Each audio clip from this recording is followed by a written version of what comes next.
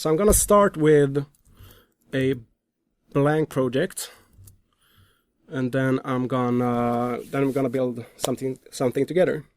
Then let's start. So first off,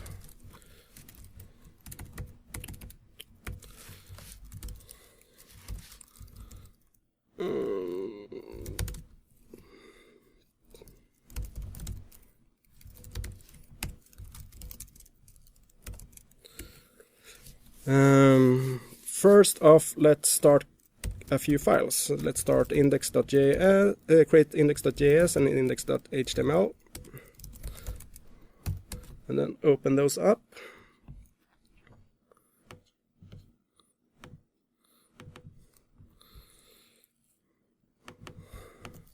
So I want some HTML and in the index.js. So here I have a simple boilerplate HTML file.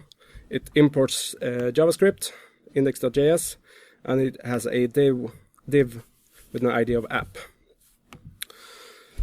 So let's print something to the screen. So do like var app equals document dot get element by ID. It was called app, and app set the HTML to that. To hi there.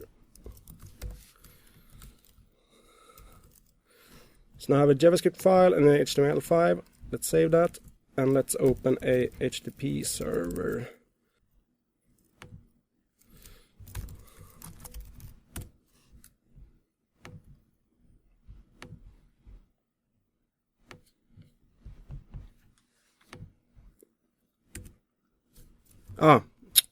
No, but I need to call it after I actually render it. Alright, there we go. Alright, so now it says hi there. Yay!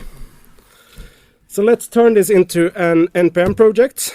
So close this off, npm init.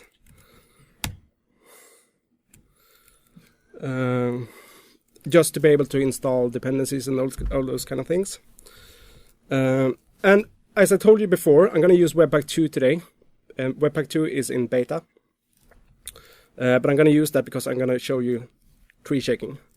So I'm going to check what versions are available of Webpack. So we have that version. So npm install Webpack. Install that version, which is beta.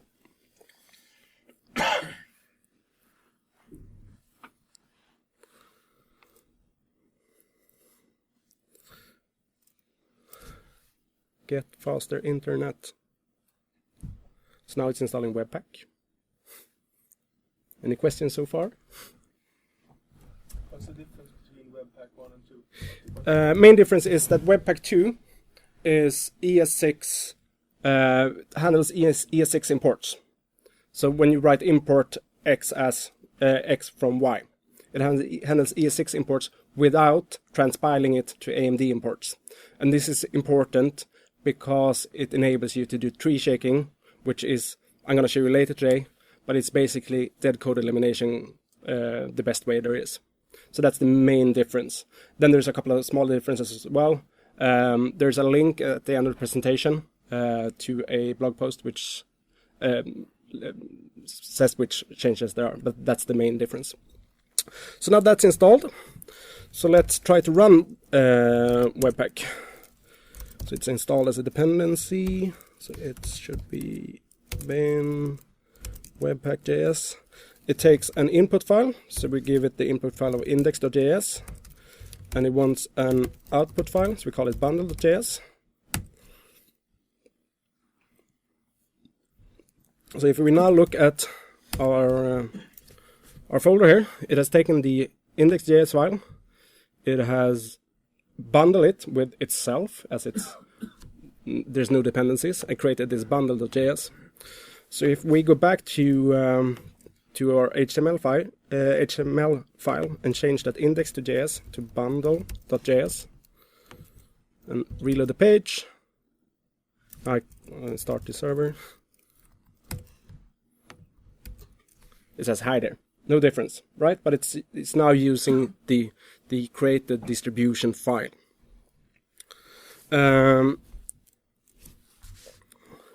So what I did there was that I added Webpack as a local dependency to this project. Dependencies in an npm environment are installed in the /node modules folder, and therefore I need to write this entire line to run Webpack. To make things a little bit easier, we could add this line to our package.json file. So package.json Webpack. So if we open up our package.json, says where it says scripts, we can create a script called build, and say that when you run build, we should do Webpack index.js bundle.js, and these are essentially npm scripts. Nothing more, nothing less.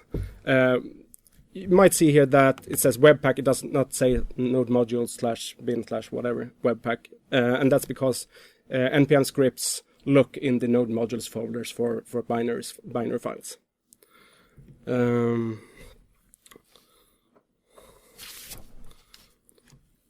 So if we go back to our here, and if we remove that bundle.js and now run npm run, which is the command to run npm scripts build, as we called it.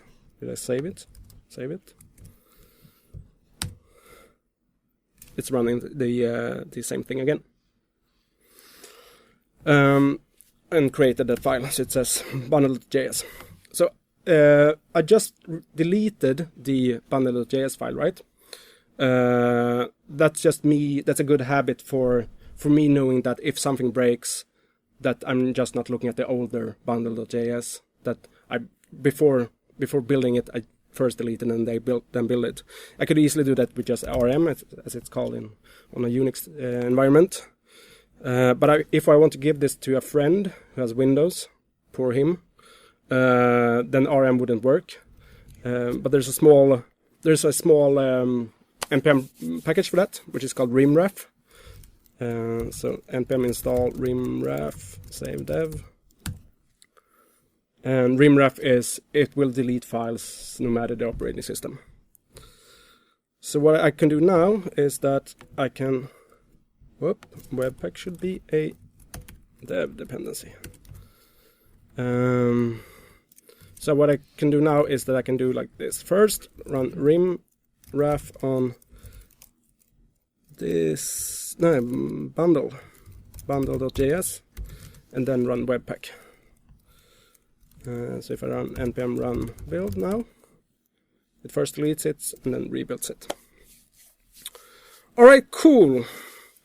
So let's clean up this mess a little bit. Let's create a few folders here. So let's create a source folder, a dist folder, and let's move the index.js file to the source folder.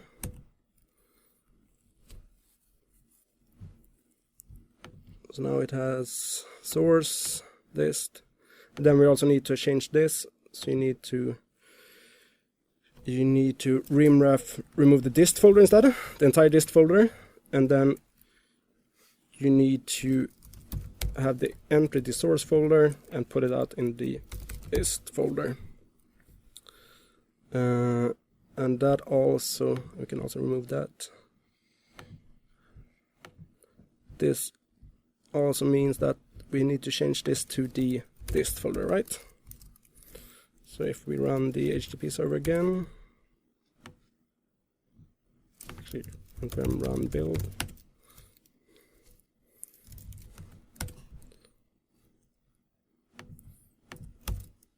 yeah, it works. Alright, so now we have some boilerplate ready, so let's create our first module. So first, I'm gonna create a module with the common JS standards. So let's call this messages.js. Module.exports equals. This is the common JS standards of creating modules. So let's do a hi, which says, oh hi there, and then a property called event, which is Uppsala.js. That should be it.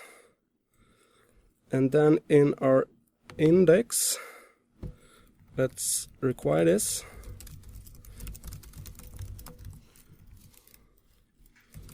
Messages. And then change this to hi messages dot, it's called hi, I think, yeah.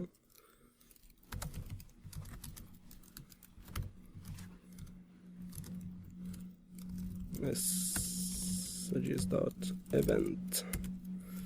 Save that. And then we have to npm run build.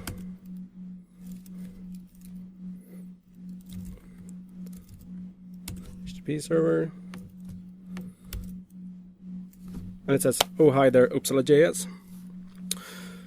So what happened now? So if we look at the bundle.js file, which is created, first it has taken index.js, messages.js, combined those together, or bundled them together to create this bundle file. So looking at the bundle file, which is the thing we use in our browser, first there's some bootstrap boilerplate code, which Webpack adds. It's this part here, which is taking care of the actual module loading within the browser. And then it has we have the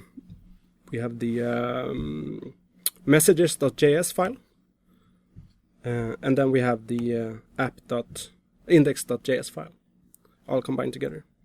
You can actually see that it says it's a commented 0 and a commented 1, which is the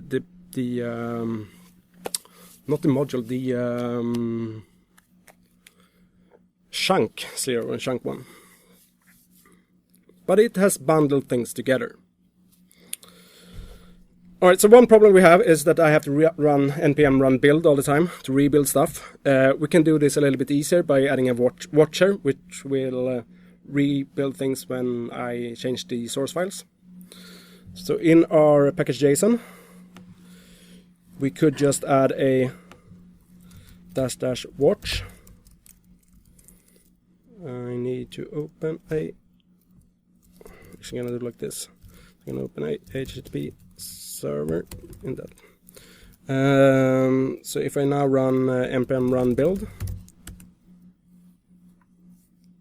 so it has been built. If I now change the messages to hello Uppsala.js, save that. See that it's rebuilding in the background. And if we reload this, it says hello Uppsala.js.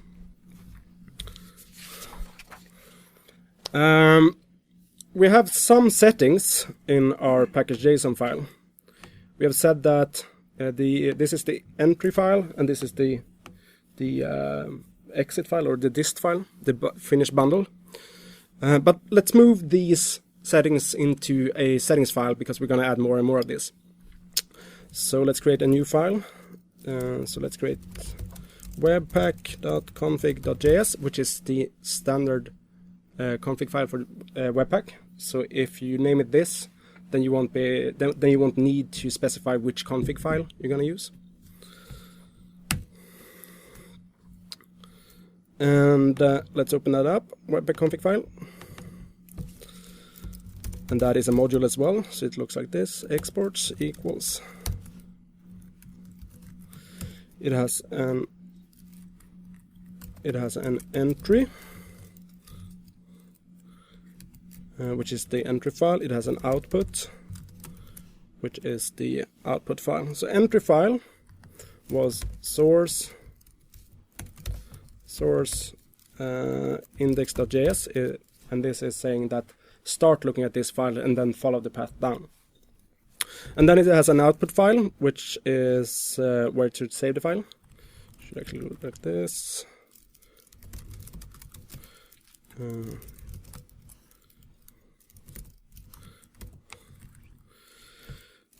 So path is where should it save the file.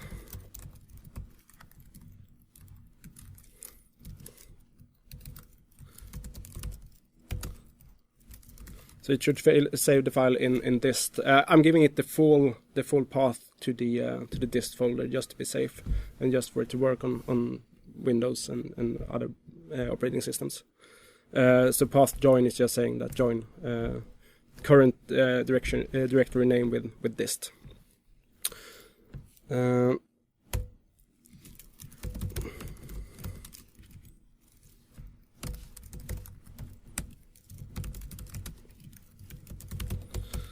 So all right, so now we also have a public path, and that specifies the public URL of the output files when referenced in a browser. So what I mean with that is that if you have a script tag or a link tag, so link to this or script include this on the this dist part is going to be added before that. So like if we have all our images in our folder or our JavaScript here in our folder, it's going to say when we require a specific file, you're going to look for that in the dist folder. You're going to see how this works. And then finally we have the file name part, which is what this is going to be called. So now that we have a Webpack config, we can actually remove the entry and exit. Save this, run npm run build, reload it, and it's working as it should. So now we have added the configuration, we have added it to a separate file, and we have made sure that it watches and recompiles when files are changed. But there are better ways to do this, and that is by doing hot reload or hot module replacement. And there are some concepts to this. So hot reload has been around for a while. Basically, what it's saying is that when files are changed, rebuild the entire bundle.js. When you refresh the browser, it's going to show you the new bundle.js. Or you could even send a signal to the browser saying refresh yourself or refresh this bundle.js. And then we have this thing called hot module replacement, which will replace small chunks of the code and inject those changes into the browser. And this means that the state of the application won't change. When you reload the browser, you reset the state. When you inject code to the browser, you won't reset the change. So I'm going to show you these two ways. First, let me show you the hot reload or live reload way. So to do this, we are gonna install Webpack dev-server. So Webpack dev-server. As I'm using Webpack 2, I'm gonna use Webpack 2 web server as well. So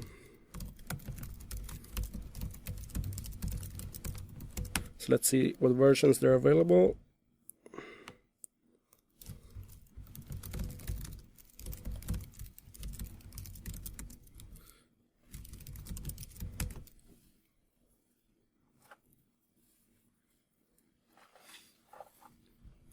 And while this is installing, in our package.json, we can now add a second script.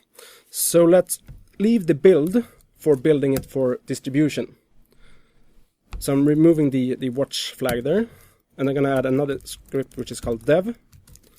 And dev is going to run Webpack dev server. Ah, crap. Just added the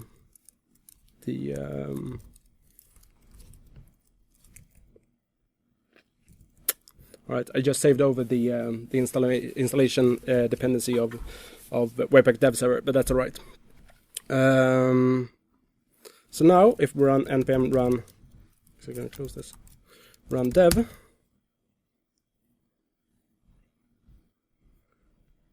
it's running this on 8080, and I think 8080 is currently okay.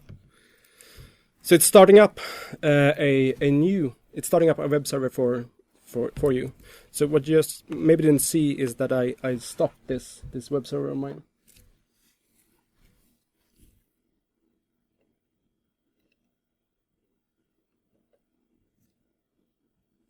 Is this bothering you a lot?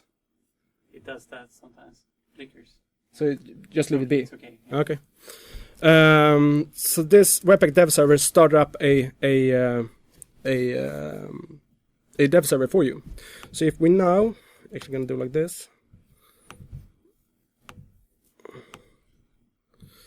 If we now change messages from hello Uppsala to back to hello again Uppsala, it will update the web browser. But what you maybe didn't see here is that probably should see it like if you do like maybe like this. Change this again to 1, 2, 3. You can see that it actually reloads the page. It's a small page, it happens fast, but it reloads the page. So that works. It's not that fancy.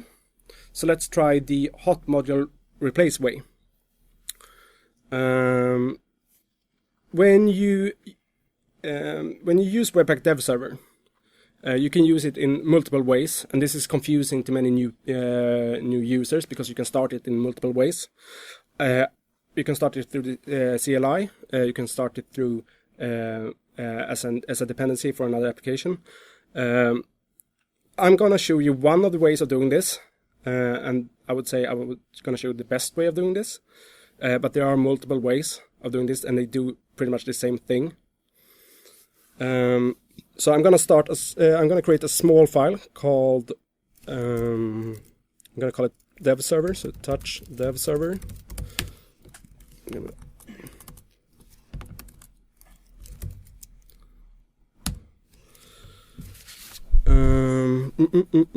And I'm gonna use. Do I have? All right. So here's some boilerplate for a dev server. There's nothing special here. This is what you're gonna find if you look at Webpack's web page. But basically, what it's saying is that it is requiring my Webpack configuration, and then it's spinning up a new Webpack dev server with some settings, and it's gonna listen to port 8080. So that's basically what it's saying.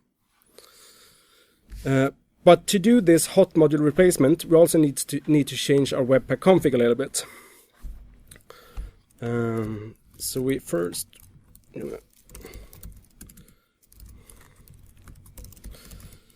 So the entry is right now it's just one file, but I'm going to change that to multiple files because Webpack dev server is going to inject some JavaScript files on the web page to make it to be able to accept new chunks of code.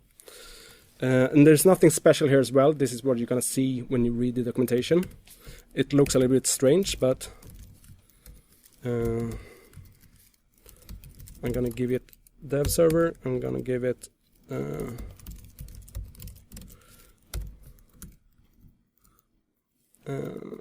client something like that. I'm gonna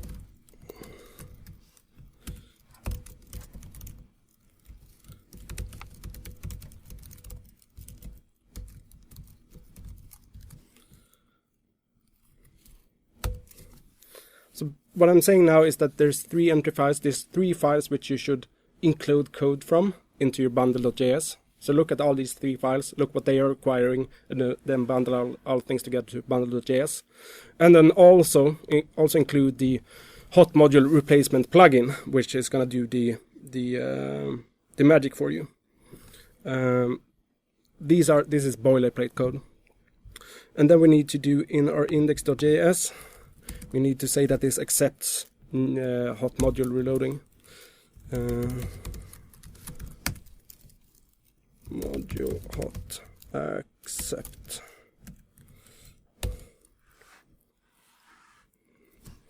And then in our package.json, instead of running Webpack dev server from the command line interface, we're gonna do from nodes node dev-server.js, which is gonna start a node server, which is starting this. That should be it. So if we're on dev, we have done something wrong. Throw new.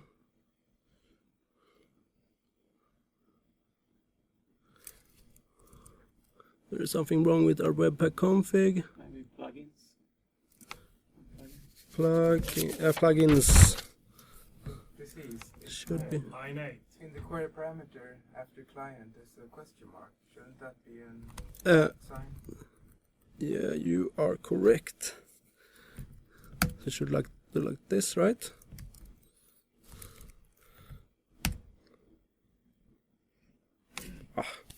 Look at you guys. So now it's loading and it's serving our web page. Nothing fancy, but if we now change things, so hello again 1 2 3 4 5 6, remove that, save it, see that it updates, and if you keep your eyes down here, and if you do it again, save it, see that the page is not reloaded. It actually injects those changes into the web page or into the browser, which means that all state we have in our application is saved. However, if I now run for production, if I do npm run build, it's gonna build, and if we look at that bundle.js, it is well, it says down here 1,000, 12,000. It is long. All right, it is really long because it has included all this code which has to do with hot module replacement, and we don't want that in our production build, right? We just want that in our development build. So let's fix that. How many of you know what environment variables are? Most of you. Awesome. So basically, for those who don't know, it's variables which are available for all applications on your computer. Some JavaScript libraries actually read these variables and minimize themselves when run in a production mode. In Webpack 2, I can just name that, you can actually set these variables by doing --env instead of setting system environment variables. But I'll show you the good old ways. So in our package.json, in our build, let's say that this has the environment variables of production, and dev has the environment variable of development. So now at the top of my Webpack config, I could read these. So I could do like this: development process.n.node_n.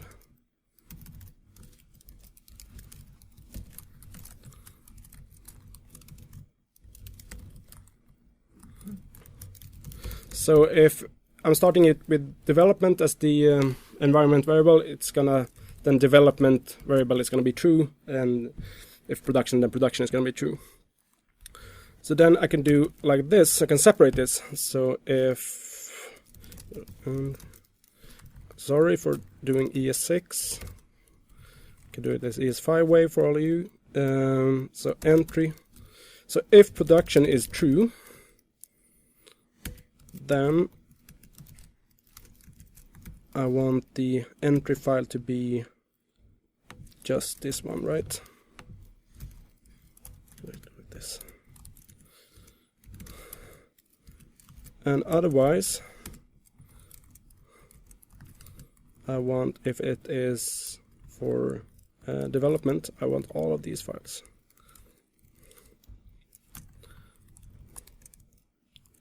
Are all of you okay with ternary ifs? Do you understand what I'm doing there? So it's basically like doing an if statement.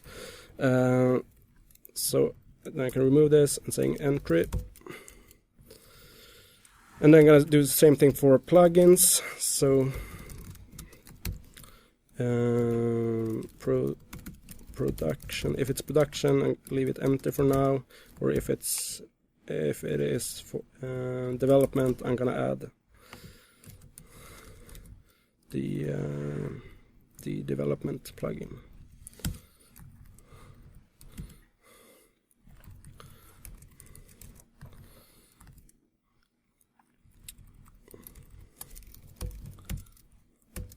So if I run dev again, npm run dev, should start up, should reload, it's working, does hot module work, replacement work?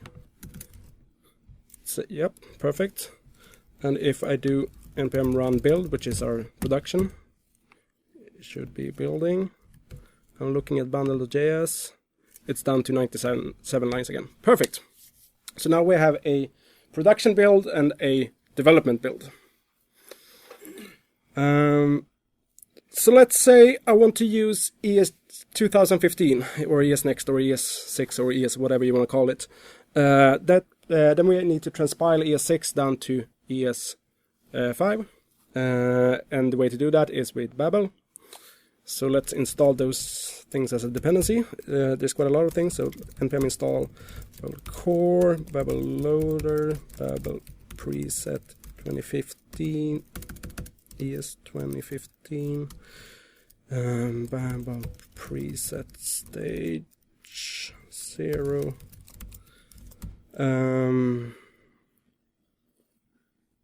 Maybe. So Babel core is the actual transpiler. It is what's going to transpile the code from ES whatever to ES5. Babel loader is a loader which we'll use in Webpack. I'm going to show you that in a second. Loaders are a core concept which we will look at. And Babel presets are two presets with configuration for Babel. Just so we don't have to configure it ourselves. So I'm actually going to create a Babel configuration file.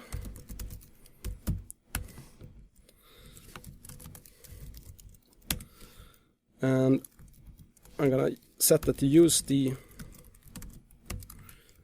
preset. So it's called ES 2015, and the other one is called stage 0. So these are just configurations for Babel, which has nothing to do with Webpack.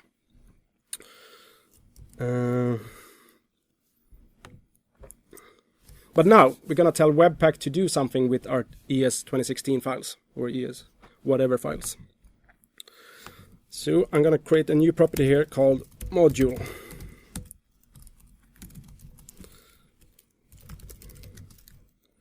And that module is going to have loaders.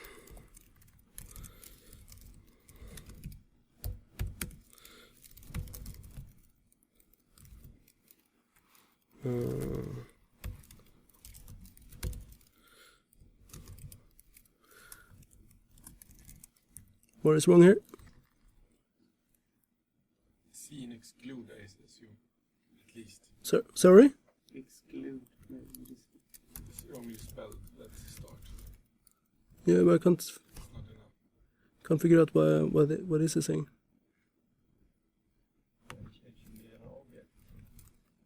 Nope. This should work. Oh, sorry. There we go. There we go. All right. So test is what files are going to use this loader. What files, in this case, what files are going to be run through Webpack. Through Babel to transpilation. And the way to do this is by using regex on the file names. So what I'm saying here is that every file which ends in, how do you do dollars? I'm not a PHP programmer.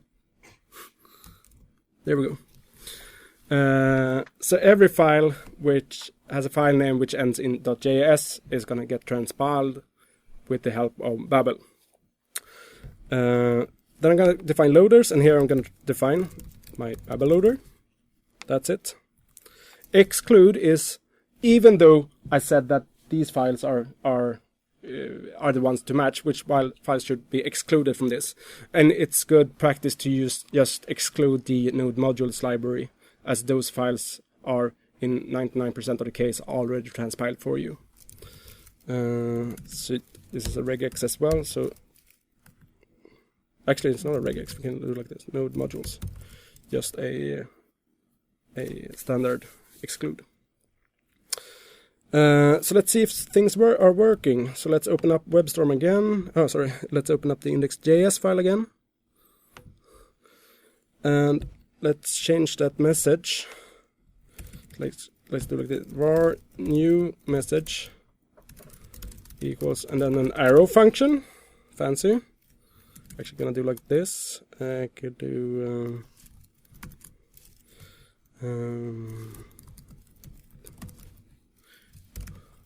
whoop. So it's a message hi, and then messages.event.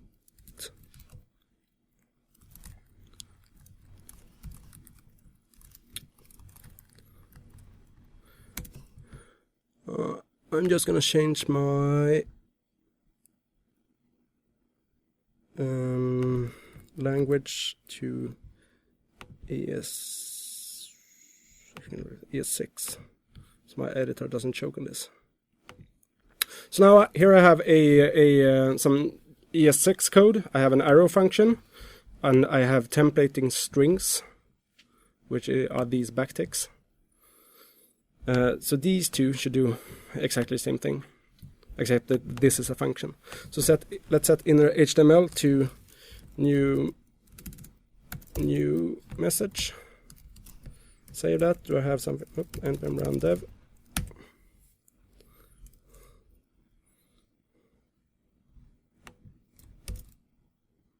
It says hello again, Uppsala. All right, cool. So if I change something here, it updates. Awesome. Oop.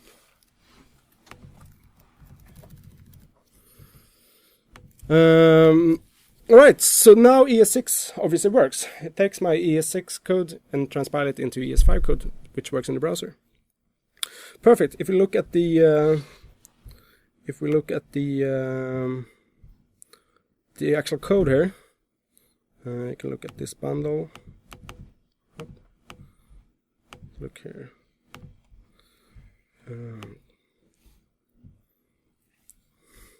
It is well, it's all of this hot reloading code, but we can help with this. We can add a source map so you can read this code a little bit better. Source maps are mapping between your source code and the compiled code. So if this is new to you, you can understand it in a minute. But first of all, let us add something which we can add an event listener on. So let's add a button. So I'm actually going to create a new file. So I'm going to touch button.js. And now I'm going to create a new module with the ES6 module standards. I used CommonJS before, which is module export. Now I'm going to use ES6. So let's do a button. It's an object. It's going to have a button.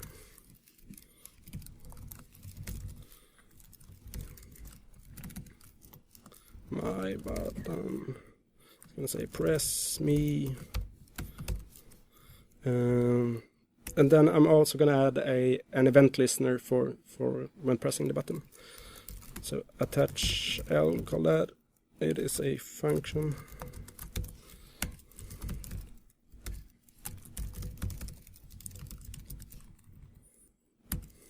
It's called my button.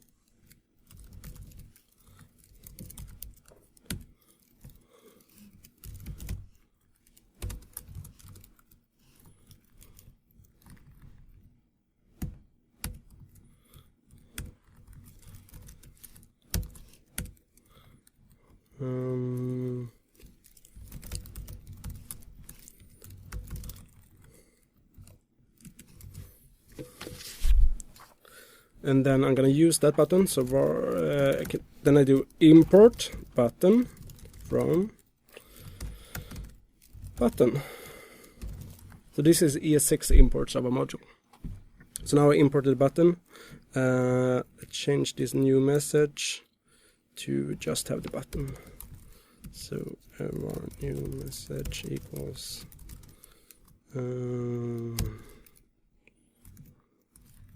look at this.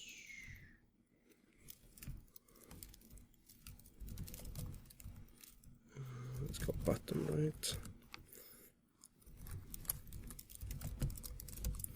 And then I'm gonna use that. So I'm setting that there, and then I'm gonna attach that event listener. So it's called pattern attach element. So now, if I reload this, something broke. Can't resolve button in source. Did I create that in? Yep, sorry.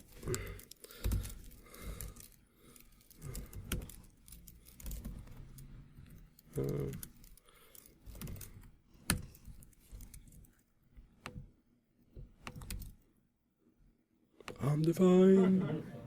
I'm defined. So what did I do?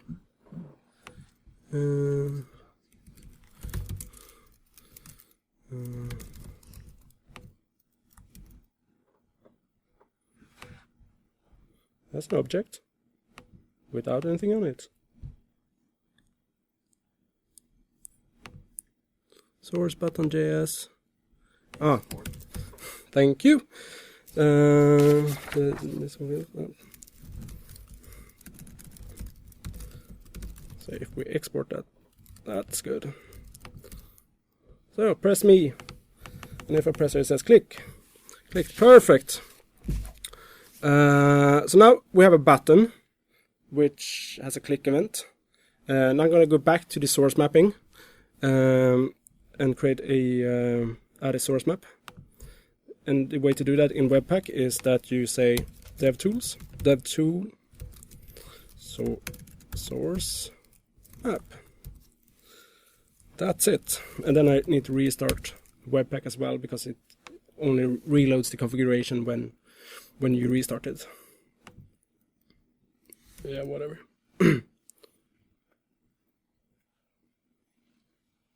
Okay. I have no idea why it's doing this, but alright. So if we now go to, actually I can do like this, console, I can press button here. You can see in your Chrome developer tools, you can actually see the actual code here. And you also get, when looking at the sources, you get Webpack.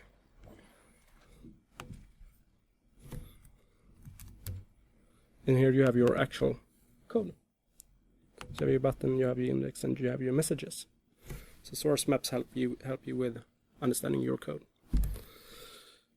So if we open up the, actually I have it here, button.js file, go down, open your source, open button.js, and then add a breakpoint here, and reload the page. You don't need to reload it. And then press the button. You get the breakpoint in your source code, so you can actually add breakpoints. Same thing if you would have done, you open it here, and add debugger, save it, and press it. It's gonna break on that breakpoint, so you can do those kind of things from your code. How many people are using breakpoints? How many people are using the command debugger? The rest of you, shame on you, and go start doing that. It will ease your life. Have you taken your picture? So there's your picture. All right. So now let's add an image. Because as I told you, I think that everything is our dependencies. So let's create a new folder called img. Whoop, wrong window. Img. Let's find an image. I think there we have resources. I have an image there.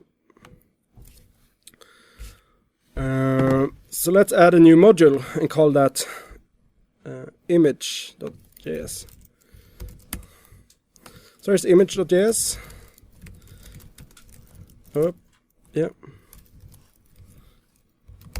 img kitten.jpg.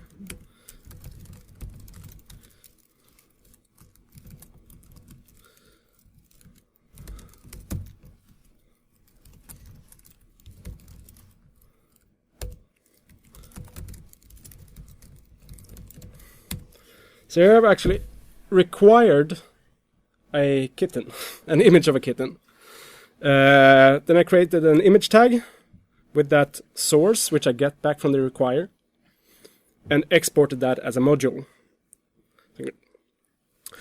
Now we need to tell Webpack what to do when it gets a JPEG.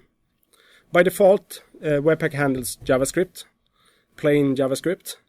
And we already added a loader which could handle ESNext and transpile it.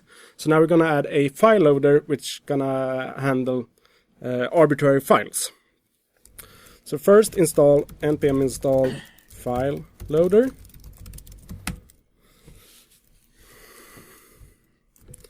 And while that is installing, let's open our Webpack configuration. So now we have one loader here, right? So let's duplicate that and say that all files ending with PNG or JPEG or GIF is gonna be handled by the file loader. Alright? So go back to our index.js, import kitten from, what was it, image, and then in our, you can actually remove that button now, so in our message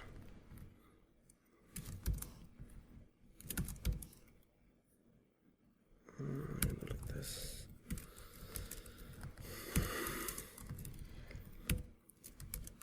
Let's add the kitten. All right. So here's a picture. Here's a picture of a kitten. And all we did was we added the loader. So we have the loader here. Say that if this is a PNG, which this is, use the file loader. And then looking at the image, we required the image and set the source to that requirement. So if we look at this now, if we first look at, like this, npm run build, if we build this for production, it says here it creates our bundle file, our source map file, and our JPEG file with a hash here. So if we look at the source here, whoop,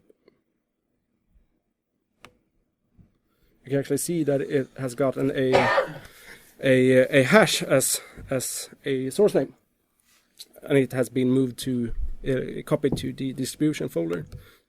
So looking at the distribution folder, we have the image here. Let's add another image. So let's take this Uppsala.js logo, copy that as well.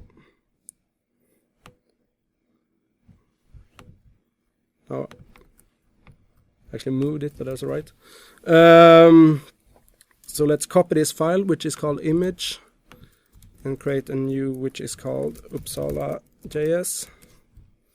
It's going to change that to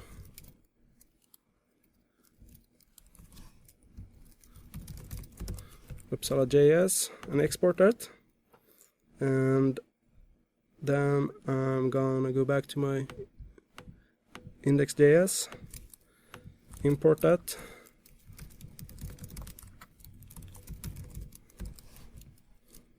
add that as well, save it. Did I? Oh.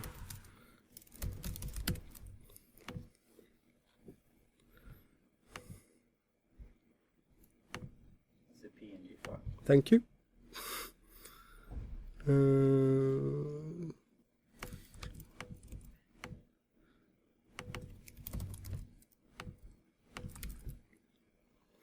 now we have the kitten and the Uppsala.js file. However, this Uppsala.js file is quite small, file-wise size, and we could just include this as a data URL, so that the browser does not need to do another HTTP request call, which takes some time. So right now it's including this like any other image. So it has a source, but we could include this, as this is a small image, we could include this with a data URL. So let's do that. So then we have the URL loader. So npm install URL loader, save it. And then we could change our Webpack config to the URL loader instead. The URL loader works by saying that if an image is smaller than this size, make this into a data URL. If not, use the file loader and serve it with the file loader way. So it looks a little bit like this. URL loader. We set the limit to well, that should be 10K. And we could just also say that save these files, not in this folder, save it to, so name, change the name of the file, so change name to, say in the images folder, and then it's going to be still a hash, but with 12 characters, and then the extension.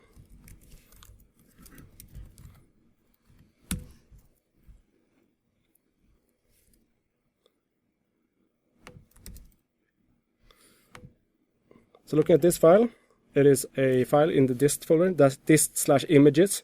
It now has a shortened name because I said that it should use 12 characters. But look at this file, the other file.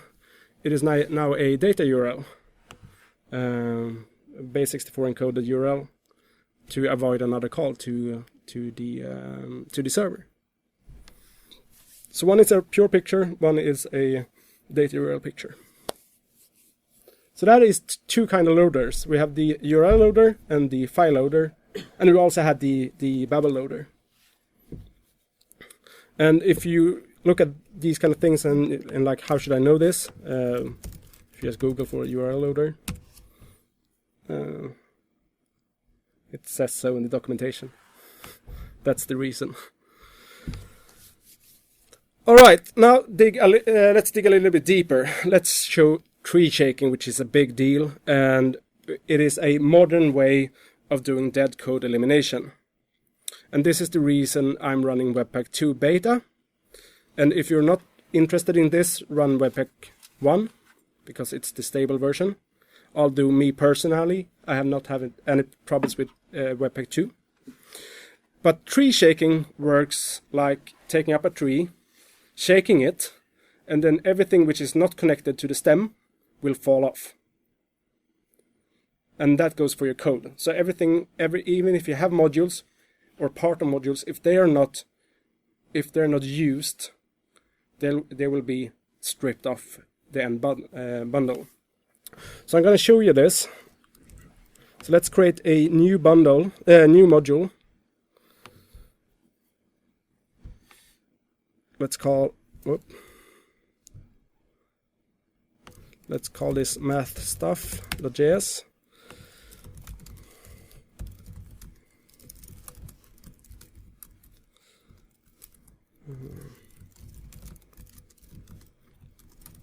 So now I have a function which is called add, which takes a and b and returns a plus b. Let's add subtract a minus b and multiply, which is a times b. There are 3 different modules in this file.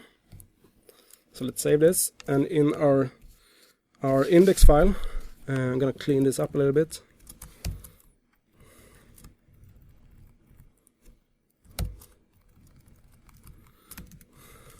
So let's import math stuff from math stuff, and then let's only use the, so let's do const new message, and let's do math stuff dot multiply.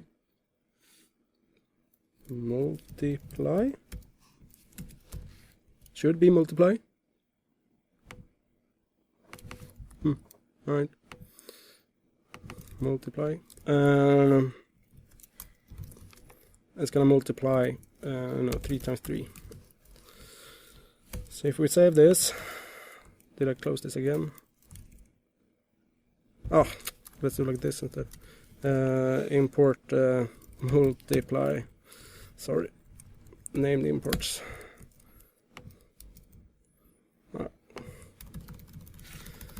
Alright, so 3 times 3 is 9. So now we're using one of the functions in math stuff. We're using multiply, but we're not using add or subtract. So let's make our finish bundle not include those two functions. To make tree shaking work, we need to do this with ES6 modules. This is important. This only works with ES6 modules. What Webpack does, Webpack 1 does, is that it transpiles ES6 modules into CommonJS modules. That's the first thing it does. And then tree shaking doesn't work. But with Webpack 2, it understands ES6 modules out of the box. So there's no need for Babel to do the transformation. And since the transformation is breaking the tree shaking, we can remove it. It sounds a little bit complicated. Just accept it, and you'll be happy. So if we go to our Babel RC file, we can change our presets a little bit. So instead of using ES, doing like ES 2005, so this could actually be an array itself, right?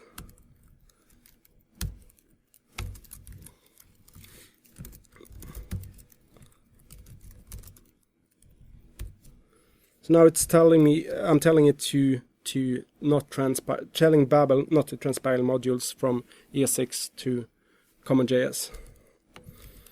So if we run build, actually.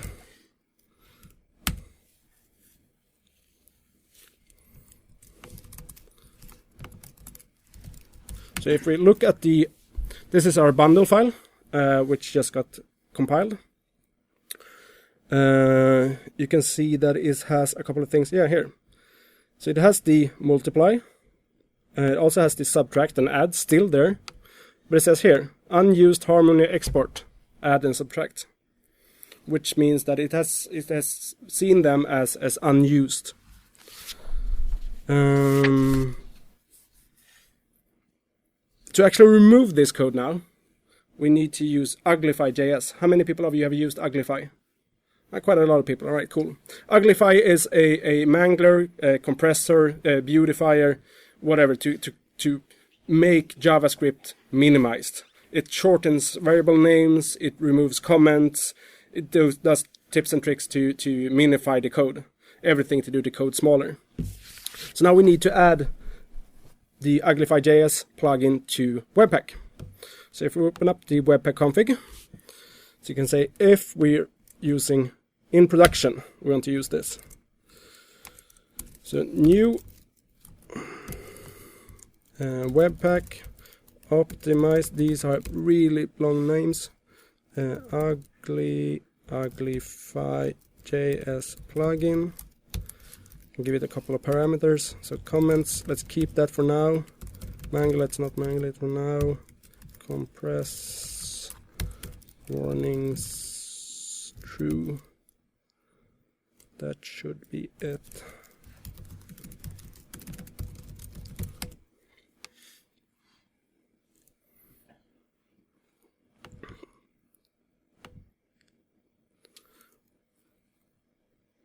So if we look at this code now, we have This is the multiply. We still have the multiply module here, but if we search for subtract, we don't have it anymore. It is eliminated from the code. We still have this comment saying that unused Harmony export, and that's just because I left comments in here for now, so comments true. But otherwise it has actually removed the unused code. And while on the subject of dead code elimination, Uglify actually does some dead code elimination on its own. If you look at the output from when we run Webpack, it's saying conditions always false. And here it's at dropping unreachable code. So conditions always false works this way. If you write if true and then something, if Uglify sees that this is always true, it just removes the if statement. If it's always false, it's actually removed the entire body of that if statement as well. And what we have in our code is that we have this if module hot. Module hot is injected by Webpack hot module reloader. So this statement here will be false if we're not running in production mode. If we're running in development mode, this will be true and therefore included. If in production mode, it will be false and therefore dropped. So if we actually search for hot module accept in our bundle file, I hope it's not going to show here. Yeah, it's searching and it's not showing there. But what this means is that we can do things like this. If true console log hi. So this is always gonna console log hi, right? So if we run build again, it's gonna say condition always true. And if we look at our bundle.js file, console, it's in here, console log hi, without any if statements around it. This also means that you can use in your code, you can use this to have different things happening if you're running in production mode or in development mode, like we did here. So what you can do is that you can do you can do like this. So if we go back to our Webpack config file and use another plugin, so we're going to use the define plugin. So and I'm going to use that for both production and development. So just push to that array. So plugins.push, add another thing. So I'm gonna push new webpack define plugin.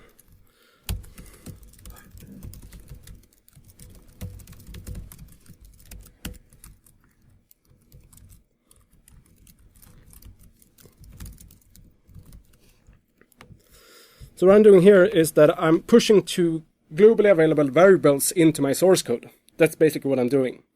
So what I'm pushing here is I'm taking the environment variables, which can be either true or false, depending on which development mode or production mode I'm running, and then I'm pushing that into my actual source code. So that means that in our index.js file, we can do like this.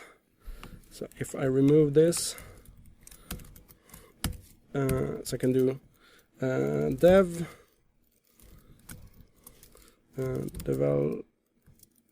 development. Let's do toString because that's a boolean, or production.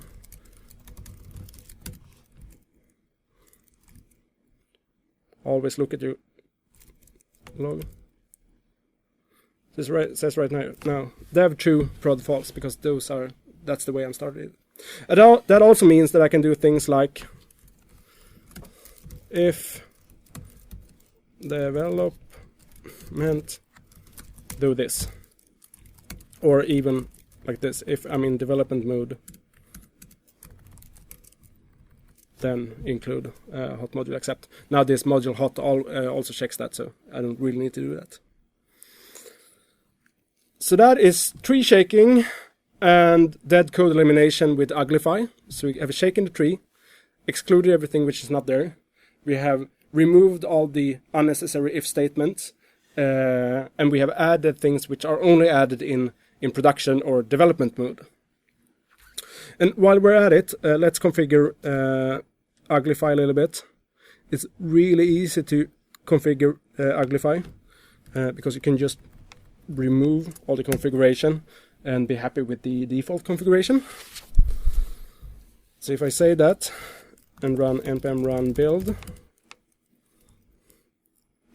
and then look at the bundle.js, you can see that it's really minified now.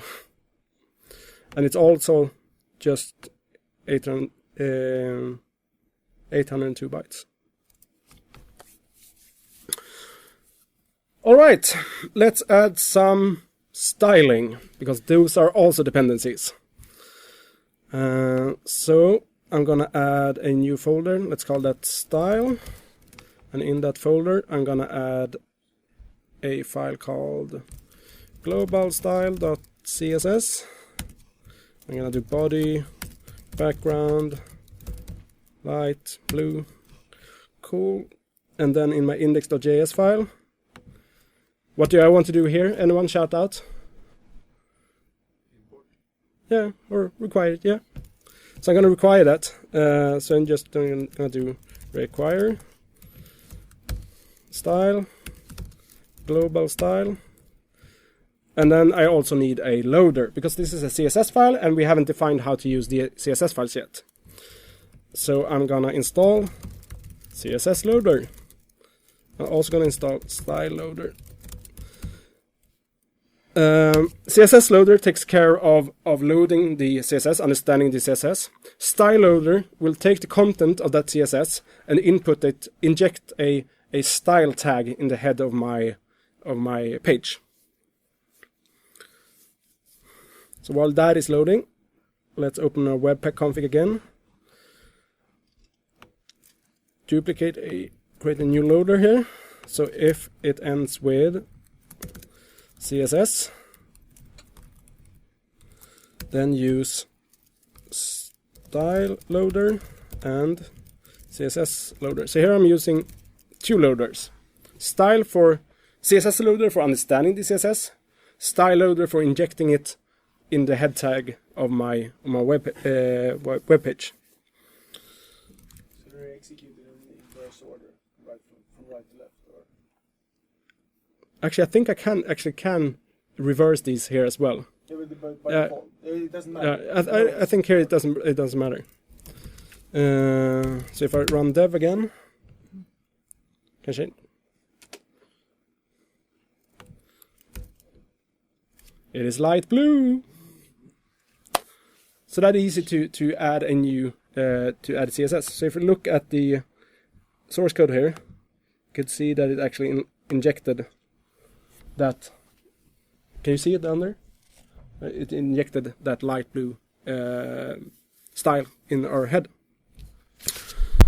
Let's do something fairly more advanced. So in our global style, this is really crappy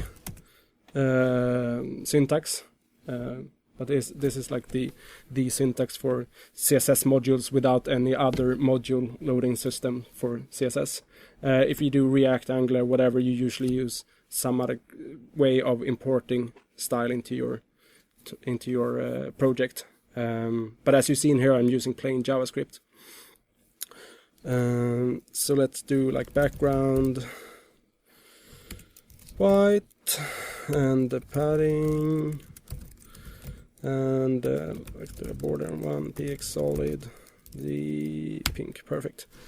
And then and go back to my index.js.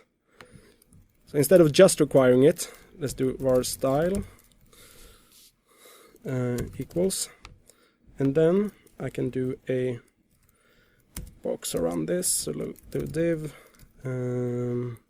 class equals box, right? Style.box.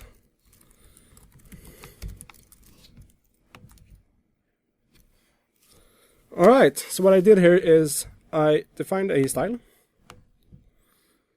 I imported the style sheet to the variable style, and here I used, in the class name of that div, I used style.that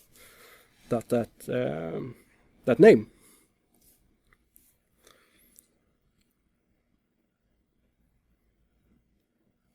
If you look at the Chrome developer tool here, you can see that these have gotten hash names as well.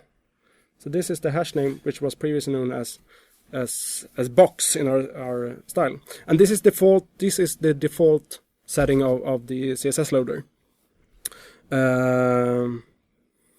We can change this a little bit though. So if we go back to Webpack config and change CSS loader to local ident name, let's make it path name local.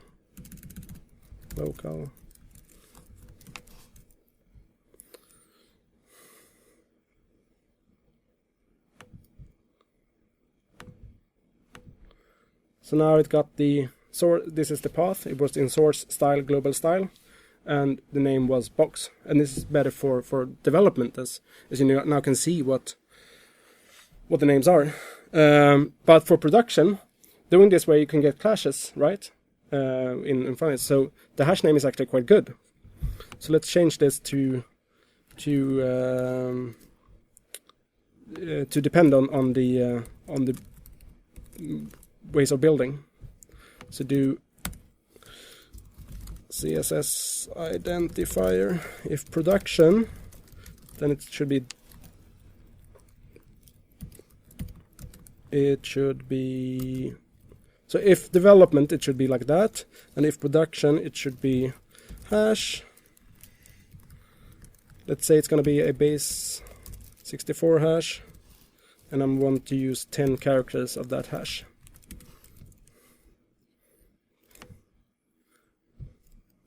So now when we're building again, this is dev. Ident name here. Use that in identifier.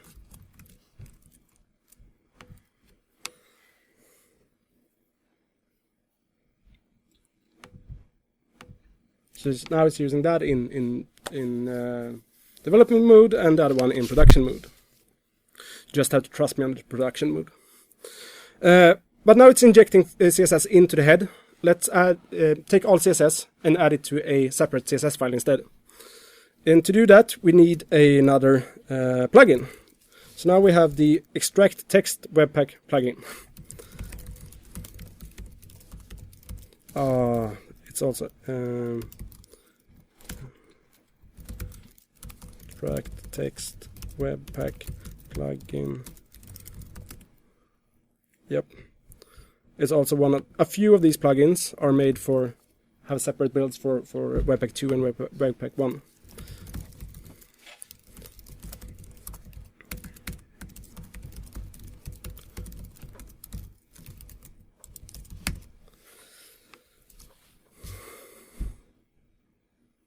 So now, in production mode, so like in development mode, we could just let it inject CSS on its own.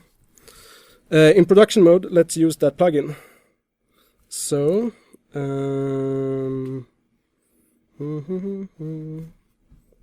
let's do var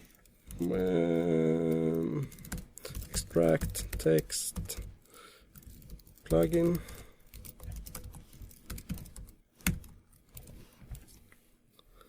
And then can actually do like this. Closed CSS loader. So in production, we want our CSS loader to be ExtractTextPlugin.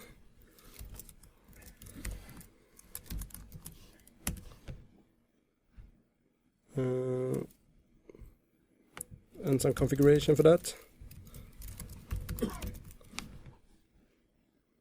Actually, to take we can do like this. CSS loader local ident name equals CSS identifier. And in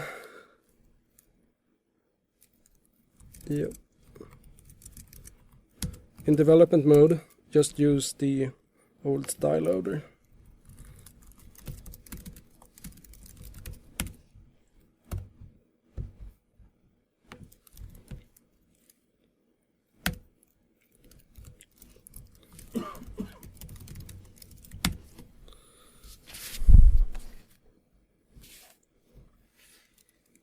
So in dev mode, it is still using that, right? And it's injecting it into the head, style head, right? Cool. Let's npm run build. Whoa. I haven't used the actual. You need to push the plugin as well.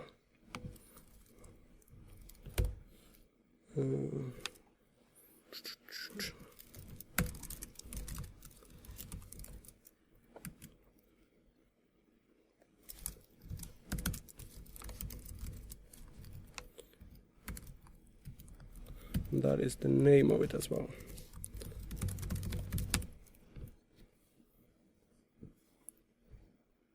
So now it has created a bundle.js, a styles.css. So now you can just include that styles.css in your HTML file. So here in our HTML file, let's include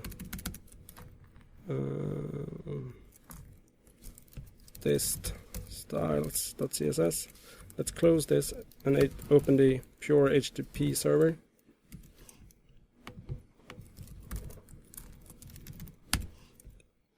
And now in production mode, it says, and looking at the network,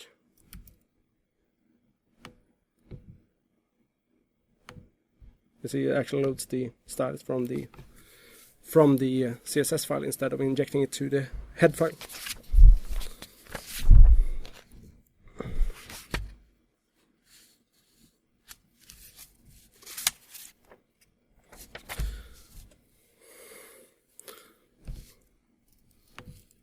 All right, let's do a. What time is it?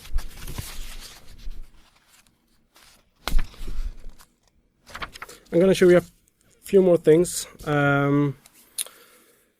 There are a few things which are hard when programming. Naming things is one.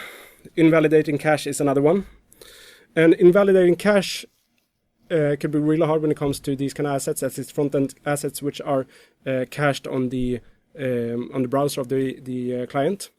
The way of solving this is to give every bundle a unique file name. That's an easy way to solve this. Because if you give every bundle a unique file name, then you could cache it forever. Let the browser cache it for a year or two. And then if the web page says that I want another bundle with this bundle name, it will re-download it. So let's first do that with the CSS file. And that's really easy. Go to Webpack config and ExtractTextPlugin. Instead of naming it styles.css, just name it say style dash content hash. So it takes 10 characters of the hash and name it. So if we do like this, npm run build, it's now named style 10 characters of the hash name and CSS. But now we are still using the old file name when we're requiring it in the style tag, right? So an easy way to do this is to tell Webpack to create a new HTML file when we are building. And there's a plugin for that as well. So it's called npm install HTMLWebpackPlugin.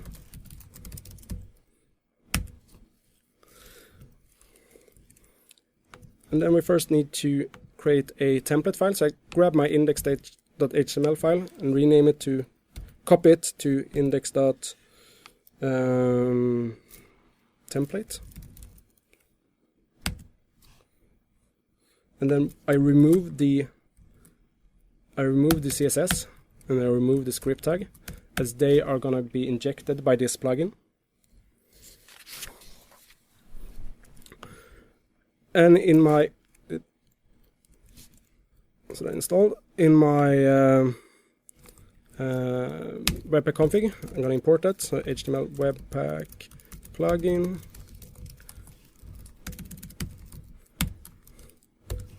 And then in production plugins, I'm going to use new HTMLWebpackPlugin. I'm going to send some properties to it. So I'm going to send the file name. So that's index template. So I created this template, wrong folder.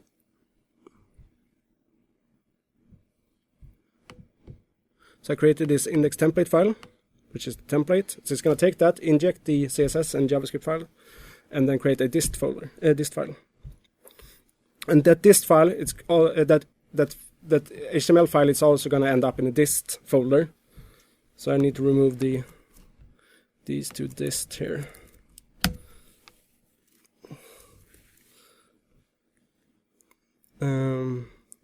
Right, one more thing. Yeah, so we have the public path here. So now it's going to add /dist before every URL. But in production mode, we don't want that. Since we'll be loading the JavaScript file and the HTML file from the same folder.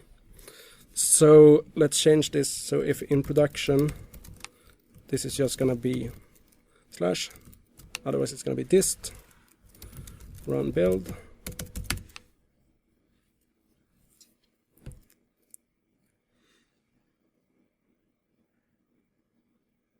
So if we seed into dist, run on HTTP server on port 3030, reload it. You see that it's now loading the style dash the hash name. If we look at that file, the index file, it has injected the path for the CSS file, and it has injected the path for the bundle file. So this way we could do the exact same thing with the JavaScript file, which now is named bundle.js. So in production mode, we could just name this say bundle.hash, say, I don't know, 12 characters. You can also name it .min.js as it's minimized. So save it, npm run build.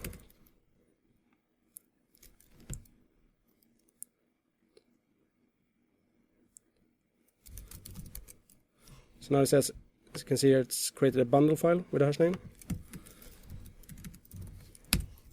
Start the HTTP server again, reload it, and see here that it's loaded a bundle.hash.min.js and a style-hash.css.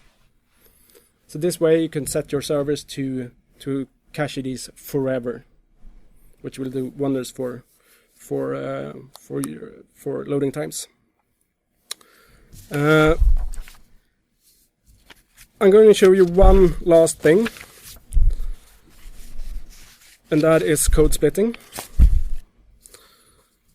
So code splitting is the art of splitting your project into multiple files, so that different files can be loaded at different times. This means faster loading times, and that the browser does not have to load all things which it doesn't need. In Angular or React or Vue or whatever, you're usually split by URL routes. But we can use code splitting without routes, which I'm going to show you here.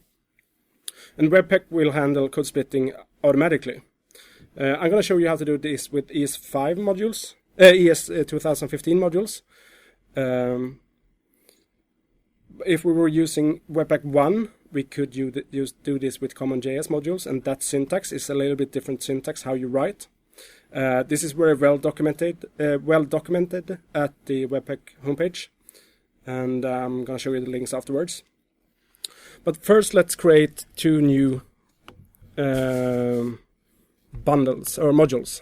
So let's call those page 1 and page 2. So page1.js here. So const page. This is page 1.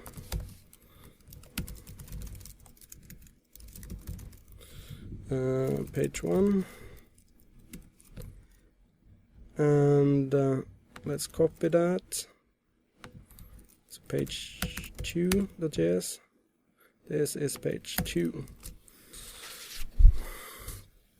And now in our index.js, let's remove some stuff here. You make an export error. Probably. It's called page 1. It's called page. Good eyes. I wish I had some kind of treat for you.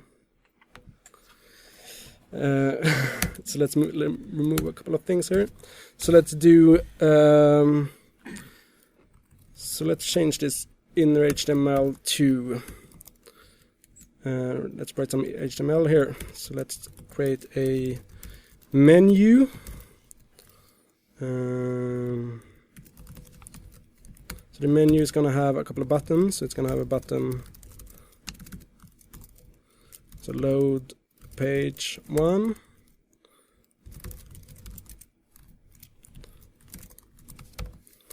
And then it's gonna have a load page 2. And then we're gonna have an area for the content. Let's call this H1 home.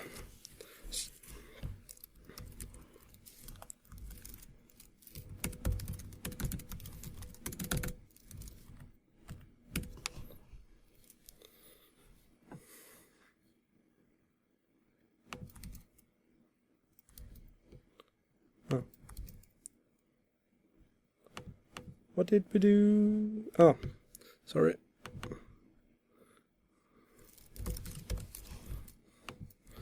I accidentally changed the index file instead of the template file. So now I have 2 buttons and it says home here, right? So let's make things happen when you press those buttons. So let's add an click event.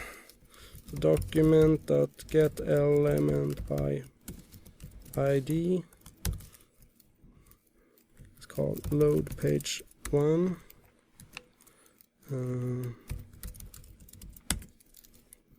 So on the click event, do this.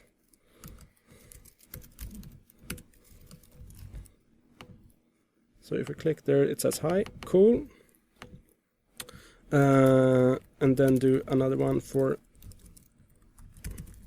page 2.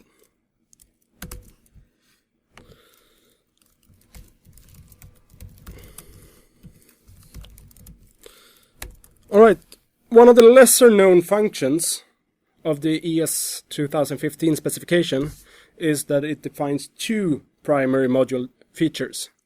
The first is the module syntax, which we write in our code all the time. So import something from something, or export.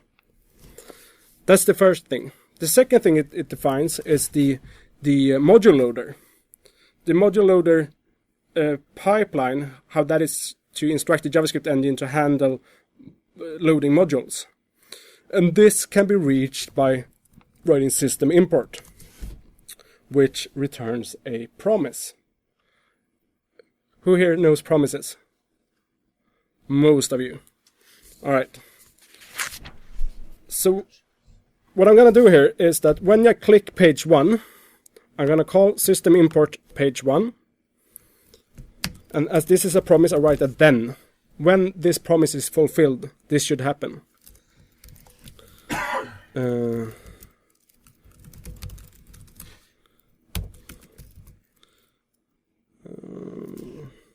do like this. Var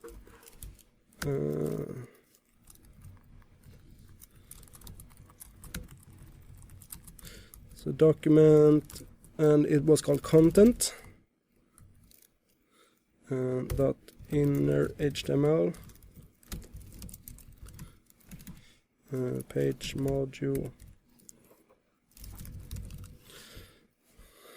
So what this is saying here is that import page 1. When I click this, import page 1, then some time happens because it's going to import this over the network. And when this is fulfilled, give me the content of page of this module, and then set the content, the inner HTML of the div content up here to the content of that page module. So if I save this, press this, E is not a function.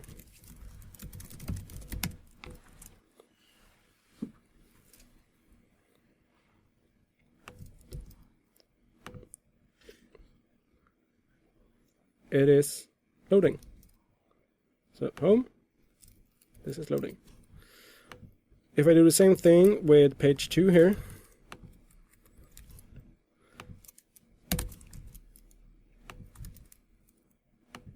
this is page 2, this is page 1.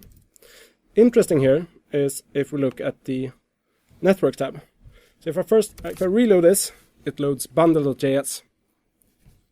If I press load page 1, it's gonna load something which is called 3 for some reason, but that's the number it gave it, 3.bundle.js.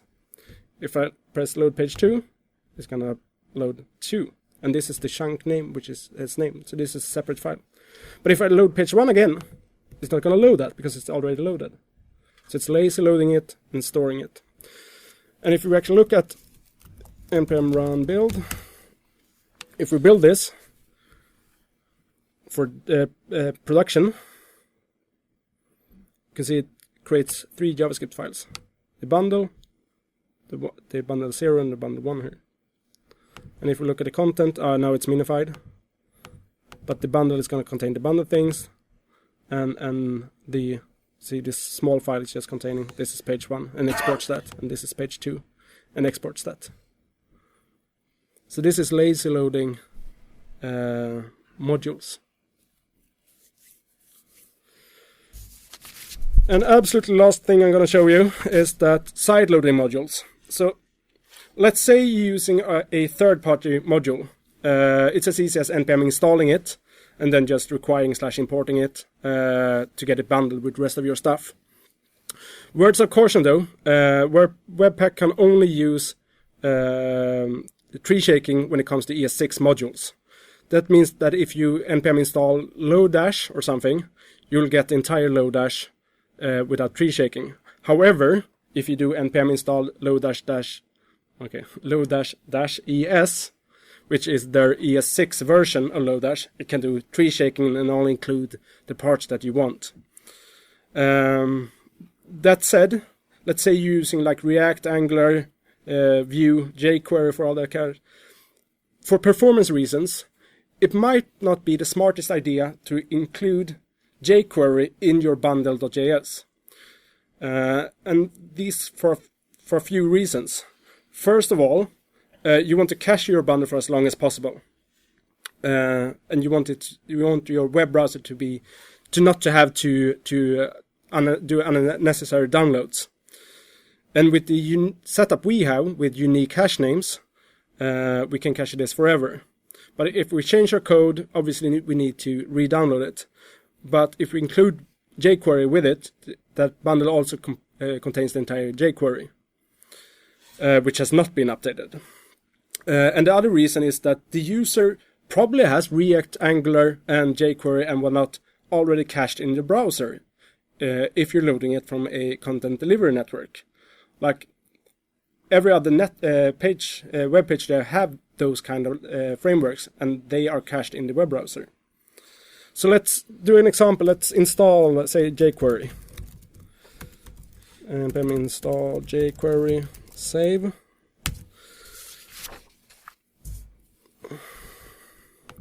And then if we go to our index.js, then we do import from jQuery, and then we do like, so down here, so we do like, how do you write jQuery? Like that. Okay, CSS background. I haven't written jQuery in a while, so please tell me if this is wrong. So that should be it, right?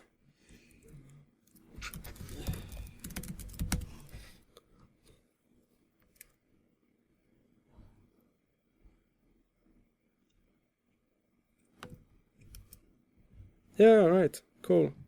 So it's yellow. So jQuery works. We have imported jQuery, and jQuery works. If we now run for production, you can see that our build is a whopping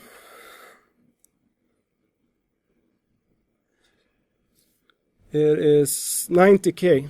So it's quite big, just because we included jQuery, right?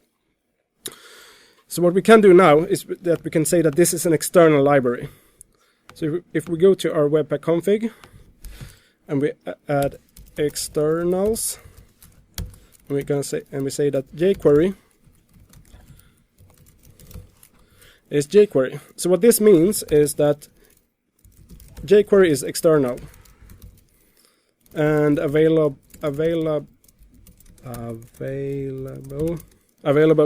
at the global variable jQuery. So whenever you see jQuery, see this first lowercase jQuery, which you do in our index file here, you're including jQuery. So whenever you see that, treat that as it's available on the global variable jQuery, and do not include it in this package. Now, of course, we need to include jQuery. So let's jQuery cdn.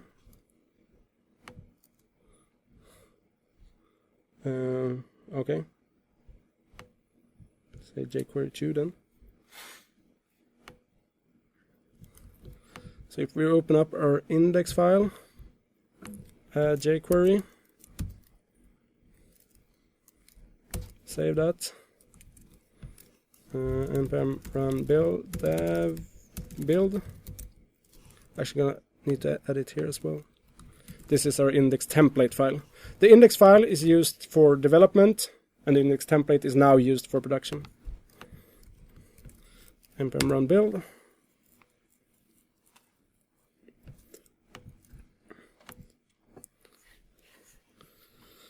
So now our bundle is down to 2.1 kilobytes again. If we open up our dist folder, start the web server there in our dist folder, reload it. See, it's still working. If you see at the network tab, it's downloading jQuery from the content delivery network, and probably the user already had this cached. So down from 95 to 2 or something like that again.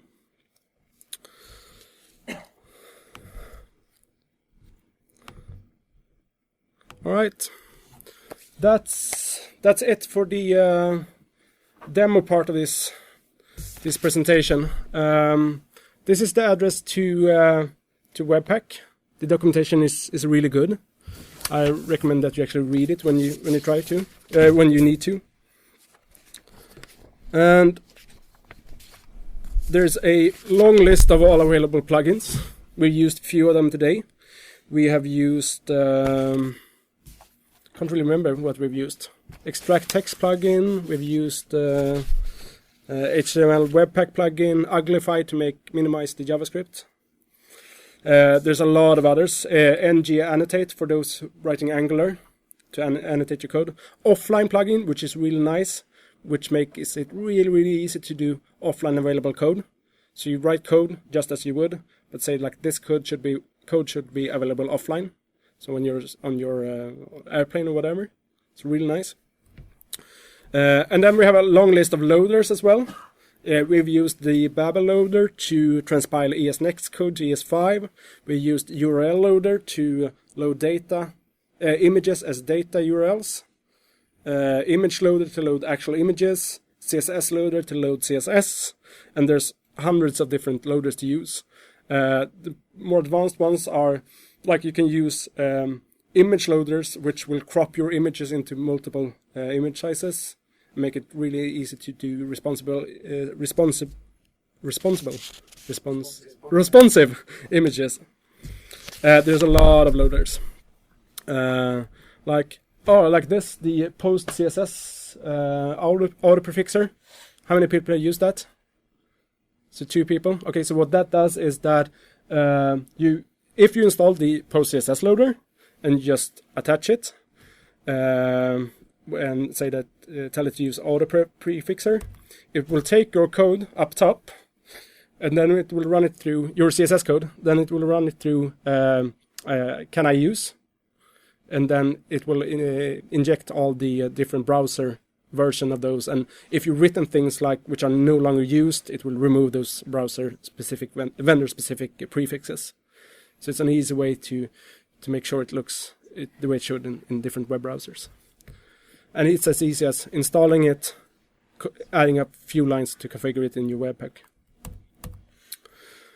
So in that state of JavaScript survey, the users were asked how happy they were with the current build tools, and ranged from unhappy to very happy. And 20%, 1 in 5, were very happy with their build tools.